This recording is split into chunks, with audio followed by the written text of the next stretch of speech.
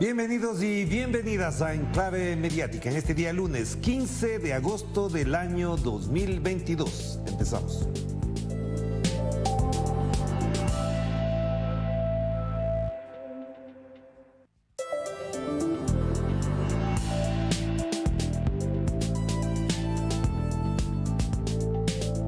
Iniciamos Enclave Mediática para conocer la actualidad que hace noticia en América y en el resto de nuestro planeta.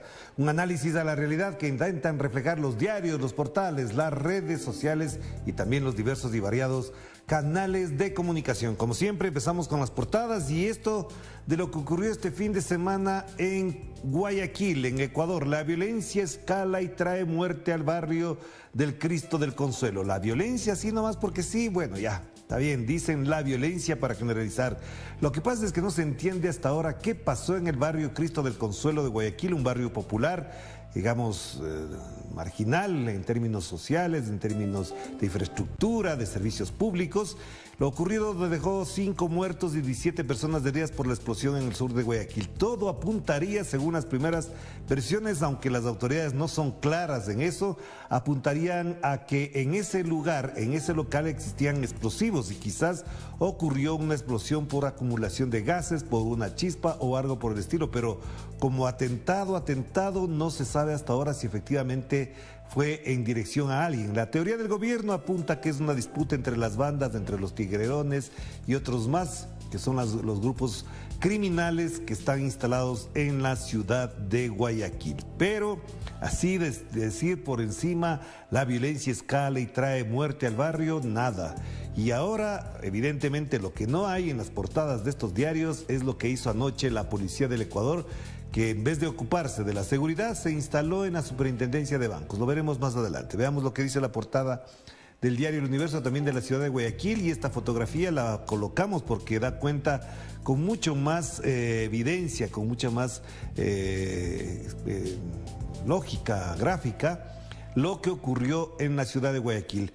Y al mismo tiempo que se destaca la explosión, lo que uno puede apreciar es las condiciones en las que viven estas personas en estos barrios. Miren la cantidad de cables, no solamente en la zona de explosión, sino a lo largo de toda la calle. Es decir, una zona marginal que no está atendida ni por el gobierno, ni por la alcaldesa de Guayaquil, que es del Partido Social Cristiano, partido que apoyó la candidatura del señor Guillermo Lasso y que ahora dice que tiene que hacerse cargo de la seguridad. Titular del Universo, estado de excepción en Guayaquil tras el atentado. La explosión de gran magnitud ocurrida antes de las 3 de la madrugada de ayer en la calle 8, sector Cristo del Consuelo, provocó 5 muertes y 17 heridos. Varios se encuentran en estado de gravedad, varios de ellos incluso mutilados, es decir, no tienen ni manos, otros no tienen la pierna, otros no tienen el brazo entero, porque la explosión fue muy fuerte, muy fuerte. ¿Qué hizo el gobierno? Que también destaca El Universo, ofrece $10,000 de recompensa para localizar a los responsables del atentado. Todavía no queda claro, insisto una vez más, hasta ahora no hay una sola explicación del gobierno que diga que fue un atentado, es decir, que fueron, pusieron una bomba y se fueron. No. Lo que sí hay indicios de que en uno de los locales donde ocurrió la explosión estaban almacenados explosivos y por eso la explosión fue de tal magnitud. Eso es lo que también cuenta en la evidencia. Por lo pronto, son 30 días de estado de excepción, uno más de los tantos que el señor Guillermo Lasso instala en Ecuador para supuestamente combatir la inseguridad. Lo que no dicen es cuánto de esto tiene que ver con la infiltración de los grupos criminales, de los narcotraficantes en la fuerza pública.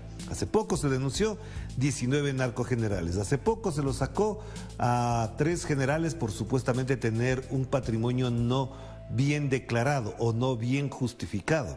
Y de eso, ¿qué tiene que ver lo uno con lo otro? Ahí está. Pasemos entonces, veremos más adelante información al respecto.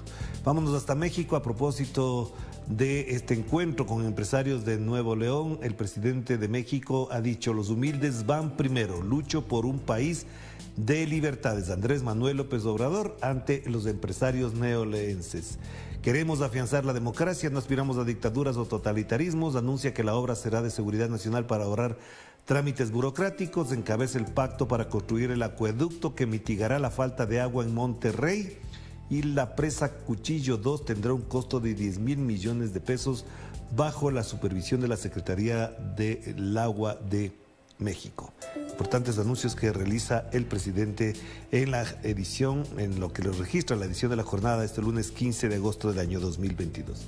Y esta fotografía da cuenta también de un ridículo que hace la República cuando dice Coalición Ciudadana en marcha por nuevas elecciones.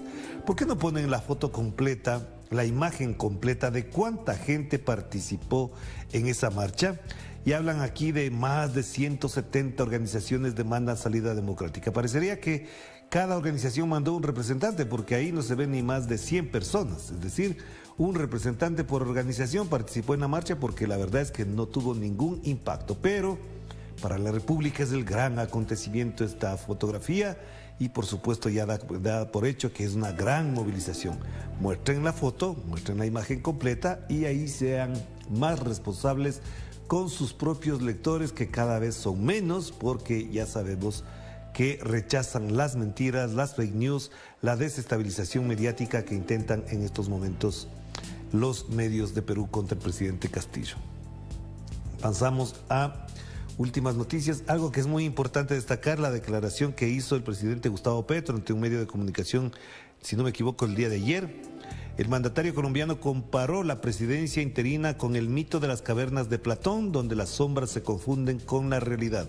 Gustavo Petro, la presidencia de Guaidó es inexistente. Eso da cuenta efectivamente de que todo lo que ocurrió antes con el señor Iván Duque evidentemente era una falacia.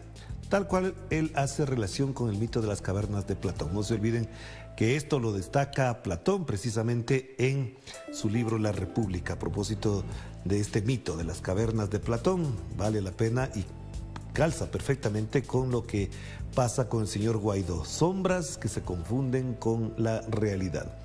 Y en la parte principal del portal, de la portada de Últimas Noticias, es un error creer que COVID es una gripe, que la COVID es una gripe. La gripe no deja secuelas, a diferencia de la COVID, que tiene más de 50, dice la nota principal a propósito de lo que está pasando con el incremento de contagios en todo el planeta. Y esta portada uno se puede sorprender porque la portada del Espectador habla de Afganistán, la soledad de Afganistán. Esto tiene que ver con que hace ya un año prácticamente, es un año ya, de la instalación en el poder político y gubernamental de los talibanes en Afganistán. Y aquí hay un largo reportaje, un tema del día principal del Espectador que da cuenta de esta realidad. Triste, lamentable, no se olviden que además hubo protestas de mujeres en Afganistán reclamando por sus derechos y fueron repelidas con armas de fuego. Así que bueno, de esto estaremos hablando más adelante. Pasemos. La Tercera de Chile da cuenta de un elemento que es muy importante también considerar. El teletrabajo cae al 5,2% del universo asalariado y se prevé que se estabilice en este nivel. Esto es lo que da cuenta este momento La Tercera. Y abajo hay algo que llama la atención. Xi Jinping, presidente de China, planea reunirse con Joe Biden en su primer viaje al exterior en casi 3 años, dice la nota de La Tercera de Chile. Ahí tienen esta nota interesante. Y La Razón, el Diario Nacional de Bolivia, se espera diálogo técnico en la cita a la que irá el señor Fernando Camacho, el gobernador, que había dicho que estará presente en este evento. Este es un encuentro que se realizará a propósito de los reclamos que había por parte de ciertos sectores que convocaron un paro que les fue muy mal y ahora van a intentar, ahora sí, el diálogo. Y en la parte superior, y por eso esta portada se justifica quizás en general, a partir de mañana las telefónicas no deberán descontar crédito por falta de megas en internet. Cuando hay un gobierno que defiende a los usuarios, obviamente se pueden tomar este tipo de decisiones. Estos créditos que se quedan colgados ahí porque los usuarios no usan los megas o porque les cobran de más, en otros países no se hace nada. Y en cambio, el gobierno de Bolivia está cobrando y está haciendo pagar a las telefónicas todo lo que tienen que devolverle a los usuarios. Las telefónicas a partir de mañana no deberán descontar crédito por falta de megas de internet. Y nos vamos al Uruguay. Allá en Uruguay, en Montevideo, el clima caldeado en la educación pública. En el Día de los mártires estudiantiles, hubo protestas contra la reforma curricular, reclamos de recursos y cuestionamientos del sector a la compensación salarial parcial de la quita de ingresos, dice la nota de La Diaria, un periódico de Uruguay que generalmente tomamos en cuenta cuando ocurren estos eventos en Montevideo, en Uruguay. Y también en La Diaria destaca en su parte inferior estado de excepción en Guayaquil a propósito del atentado con bombas. Atentado con bombas que todavía, les digo con sinceridad, nadie ha explicado suficientemente que se trata de que alguien colocó bombas ahí. Todavía no hay claridad ni seguridad sobre eso, insistiremos. Vamos con los portales informativos, empezamos por Telesur. Por supuesto, China vive su ola de calor de mayor intensidad y más extensa en 60 años. Las autoridades meteorológicas señalaron que 11 provincias, fundamentalmente las localizadas en la región central del país, pudieran superar valores de 40 grados de temperatura. Ojo con eso que ocurre en todo el planeta. Nueva inundación complica el rescate de los mineros en México, todavía no se da solución a este drama. La India celebra 75 años de su independencia del Imperio Británico con un tremendo acontecimiento y una enorme presencia de personas en la plaza principal. Y los indígenas denuncian amenazas de grupos armados en Colombia. Pasamos a RT. China realiza nuevos ejercicios militares en torno a Taiwán, la nota principal que se establece ahí. Y algo que no decía ni el Expreso es: Guillermo Lazo es diagnosticado con melanoma. Esto es una especie de cáncer, se fue a tratar en Estados Unidos porque obviamente acá en el Ecuador él no saca cita en el Seguro Social, no saca cita en una clínica, un hospital del Ministerio de Salud Pública porque sabe que le darán el turno el próximo año, como ocurre con los ecuatorianos comunes y corrientes que piden una cita en el Seguro Social o en el Ministerio de Salud Pública y le dicen venga el próximo año. Entonces, como él tiene mucha plata, suficiente plata, en uno de los banqueros de este país, obviamente cogió su avión y se fue para Estados Unidos, donde le van a tratar. Más allá de que estemos o no de acuerdo con su postura gubernamental con respecto a la salud pública, ojalá se mejore, se cure, porque un melanoma no es cualquier cosa. Por el bien de su familia y de usted, señor presidente, ojalá se cure adecuadamente y deje el país en buenas condiciones, porque lo que vivimos actualmente es terrible, insufrible ya. Y aquí lo que mencionaba a propósito de un año de sombra en Afganistán, titula France 24, un año de sombra en Afganistán, no es el mejor título para destacar esto, pero bueno, ya lo colocaron así. Silencio, opresión y hambre bajo el gobierno talibán. El gobierno talibán disolvió con disparos una manifestación de mujeres en Kabul y el jefe de Al-Qaeda, Ayman al-Zawahiri, murió en ataque aéreo en Afganistán el sábado, dijo Joe Biden, en un ataque aéreo en Afganistán. Claro, ¿qué tiene que ver en esto el señor Joe Biden? ¿Por qué él da la noticia de la muerte del jefe de Al-Qaeda? Pues ahí tienen ustedes, esa es la razón. Estados Unidos sigue gobernando desde fuera a Afganistán, controla a quién vive, quién no vive, a quién asesina, a quién no asesinan. Esa es la realidad. Ahí está. Y Hispan TV lo destaca. China advierte a Estados Unidos por Taiwán. Quien juega con fuego morirá. Un diplomático chino advierte a Estados Unidos sobre las consecuencias de jugar con fuego tras la provocativa visita de otra delegación estadounidense a Taiwán. Prácticamente a semana seguida, una delegación de legisladores, si no me equivoco, están en Taiwán. Esto sigue provocando la reacción de China y ahí tienen la respuesta de ese país. Vamos cerrando con la nota, la portada de F, y dice: una nueva delegación de Estados Unidos viaja a Taiwán en medio de la crisis con China, como acabamos de mencionar. Y la otra nota que obviamente llamó la atención este fin de semana fue el ataque al escritor Salman Rushdie, quien sigue hospitalizado en estado crítico, pero sin respirador. La consecuencia del ataque con cuchillos, evidentemente ya se ha dicho, ya se ha denunciado.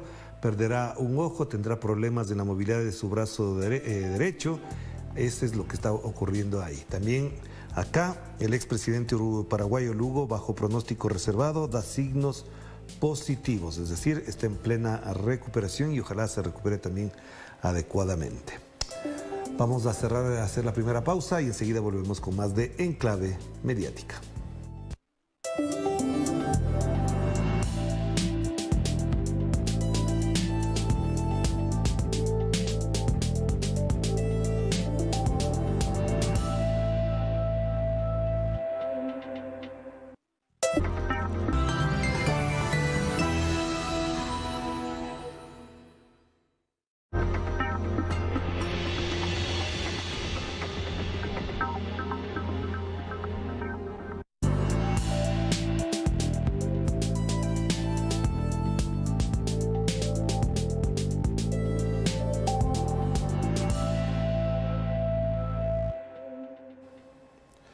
Regresamos, estamos con ustedes con Enclave Mediática, el programa de Telesur que hace un análisis del tratamiento de la prensa sobre nuestra realidad. En Ecuador, el gobierno declaró este domingo un estado de excepción en la ciudad costera de Guayaquil tras la explosión que dejó 5 personas muertas y más de 20 heridas hasta el momento.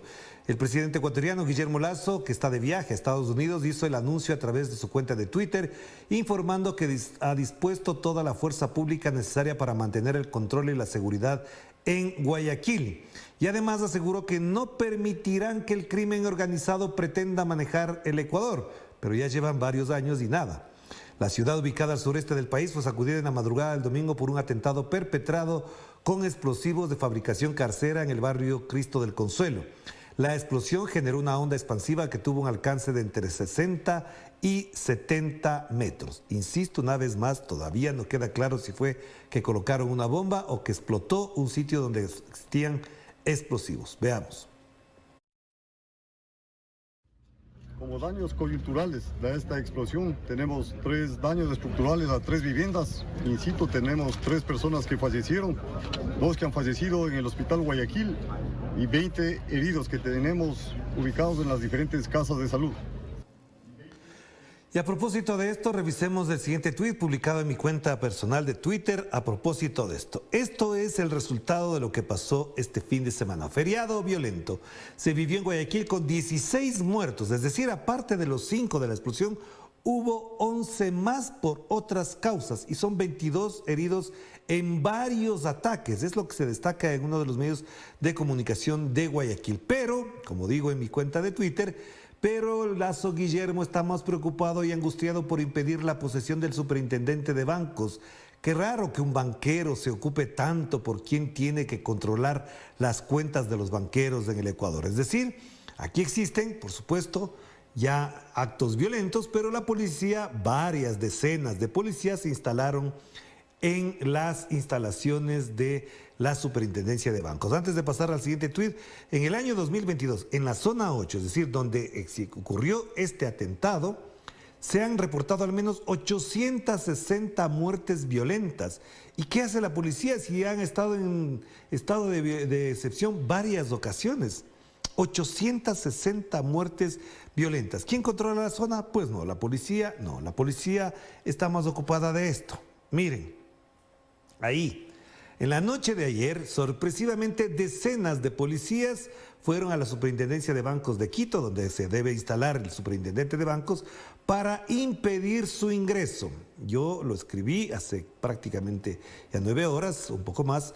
Urgente, Lasso Guillermo conoce a Raúl González como superintendente de bancos, posesionado por la Asamblea Nacional del Ecuador la semana pasada. Y ahora decenas de miembros de la policía ingresan al edificio de la Superintendencia de Bancos, tal como hicieron con el Consejo de Participación Ciudadana para imponer a Hernán Ulloa. De nuevo, el gobierno se mete en otra función del Estado, de la Asamblea, quiero decir en este caso, tal como pasó en el Consejo de Participación. Mandaron la policía e instalaron al amigo del señor Guillermo Lasso, al señor Hernán Ulloa. Y ahora no quieren poner a González Raúl, que fue propuesto por él, por Guillermo Lasso, pero que gracias a un audio que se divulgó, evidentemente su consejero, el consejero de Guillermo Lasso, el señor Aparicio Caicedo, le mandó al carajo literalmente y le dijo: ya verás lo que te pasa. Si esto es lo que iba a pasar, pues ahora se entiende perfectamente a qué se refería el consejero del presidente, el señor Aparicio Caicedo, miembro de la organización Ecuador Libre, una organización de derecha en el Ecuador. Pasemos a otro tema. En Brasil este lunes termina el plazo para que los partidos políticos, las federaciones y también las coaliciones soliciten el registro de candidaturas a los cargos en disputa en las elecciones generales del 2 de octubre. Según el Tribunal Superior Electoral, hoy se dará punto final para pedir la anotación de postulantes a presidente y vicepresidente de la República, gobernadores, vicegobernadores, senadores y sus suplentes, y también los diputados federales, estaduales o de distrito. Las federaciones de partidos políticos tuvieron hasta el 31 de mayo el plazo para formalizar su registro en la Corte Superior Electoral. Los sondeos de opinión refuerzan cada vez más la ventaja del expresidente Luis Ignacio Lula da Silva sobre el mandatario ultraderechista Jair Bolsonaro de cara a las próximas elecciones generales. Y en Cuba, el gobierno condecoró a las comisiones de especialistas de México y Venezuela por su solidaridad en la contención del incendio en la base de supertanqueros en la provincia de Matanzas. Durante el acto de condecoración a las fuerzas mexicanas y venezolanas se entregaron 133 medallas de la amistad y 5 expertos recibieron la réplica del machete del general Antonio Maceo y la Orden de Solidaridad. Escuchemos.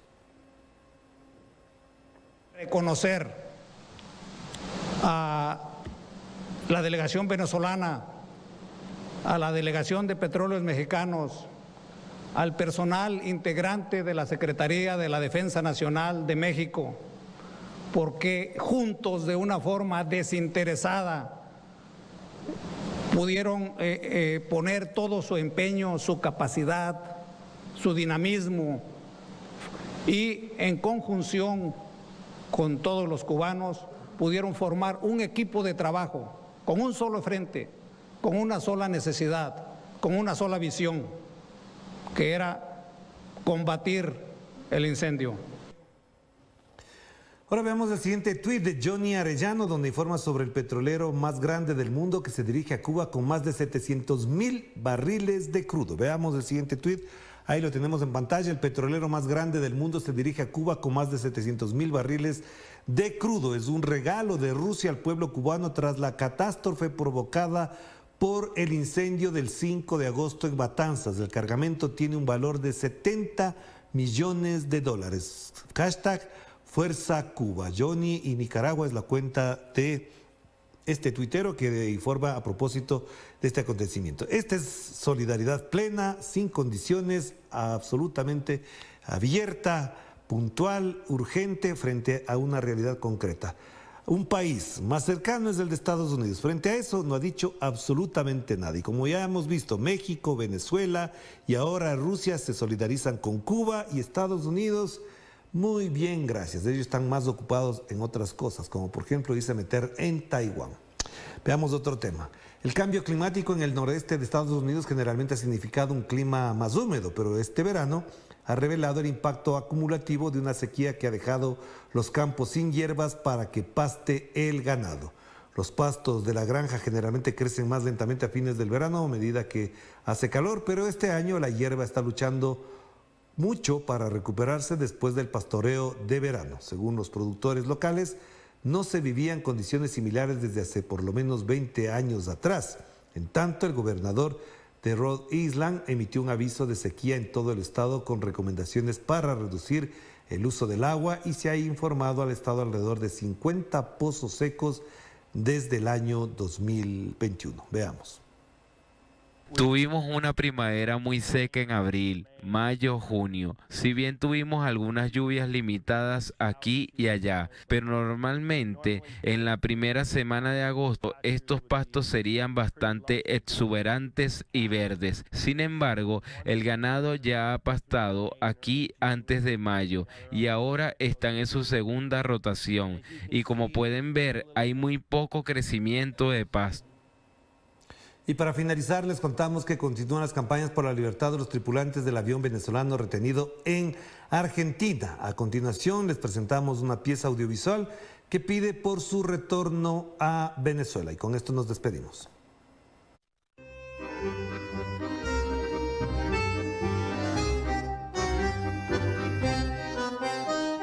Mientras millones de argentinos y argentinas disfrutan de sus familias, trabajan, se divierten, la vida de 14 venezolanos se ha detenido por completo. El Poder Judicial argentino los